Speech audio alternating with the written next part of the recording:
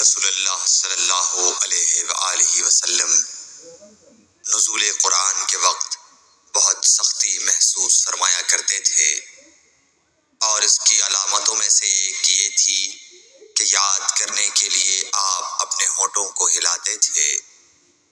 ابن عباس رضی اللہ تعالیٰ عنہ نے کہا، میں اپنے ہونٹوں کو ہلاتا ہوں جس طرح آپ ہلاتے تھے۔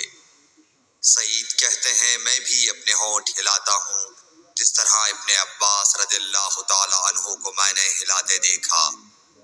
پھر انہوں نے اپنے ہونٹ ہلائے۔ ابن عباس رضی اللہ تعالیٰ عنہ نے کہا، پھر یہ آیت اتری کہ اے محمد، قرآن کو جلد جلد یاد کرنے کے لیے اپنی زبان نہ ہلاؤ، اس کا جمع کر دینا اور پڑھا دینا ہمارا ذمہ ہے۔ حضرت ابن عباس رضی اللہ تعالیٰ عنہ کہتے ہیں، یعنی قرآن آپ صلی اللہ علیہ وآلہ وسلم کے دل میں جمع دینا اور پڑھا دینا ہمارے ذمہ ہے۔ پھر جب ہم پڑھ چکے تو اس پڑھے ہوئے کی اتباع کرو۔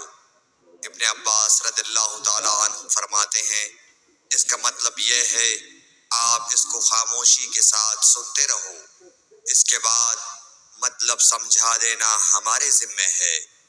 پھر یقیناً یہ ہماری ذمہ داری ہے کہ آپ اس کو پڑھو، یعنی اس کو محفوظ کر سکو۔ چنانچہ اس کے بعد جب آپ کے پاس حضرت جبرائیل علیہ السلام وحی لے کر آتے تو آپ توجہ سے سنتے، جب وہ چلے جاتے تو رسول اللہ صلی اللہ علیہ وسلم اس وحی کو اس طرح پڑھتے جس طرح حضرت جبرائیل علیہ السلام نے اسے پڑھا تھا۔ صحیح بخاری حدیث نمبر